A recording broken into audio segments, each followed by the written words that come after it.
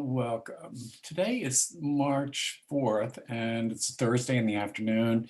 And I just thought that from time to time, I would add a brief video to my website.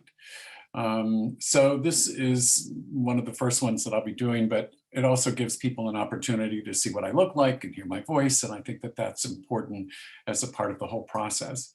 Today, we've been talking a lot about family and our house, and we've been talking about the impact of family. And there were a couple of things that came up that I found that as the day was going on, that I was continuing to ponder, to go through. Actually, this conversation started yesterday. And where I kind of ended up this morning was with this idea about how we're pressured, first of all, most importantly, by family to act and behave in certain ways. Sometimes that behavior is in harmony with who we are as a soul being here on the planet. And it's valuable and it works for us and it gives us the guidance and direction we want. But then there are others of us, including me, who found themselves reincarnating into a family who really had a lot of issues with who I was and my behavior and it being compatible and acceptable to them and their standards.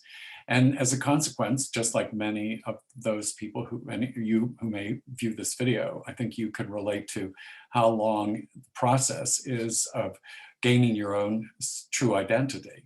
I think it's an ongoing process. I don't think that it ever ends.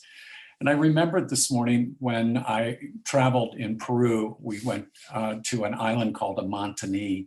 And on that island are Peruvian people who live there all of their lives. And one of their customs is that they don't name a child until the child is 2 years old.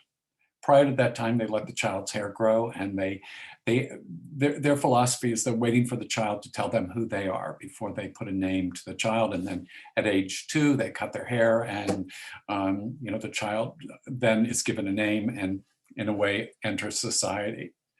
So I'm hoping that whoever's listening to this today, that you might have something stir in you. Maybe that you take a moment to sort of step inside yourself and ask yourself what part of you're not allowing yourself to share with the world. What part of you, because of society, what part of maybe family upbringing that's required you to behave in a way that isn't really in harmony with who you are inside. In numerology, when we're in the number 6 cycle, the number 6 cycle asks us to really look inside ourselves and to determine whether we are honoring what's inside as we are living and moving around and through the world.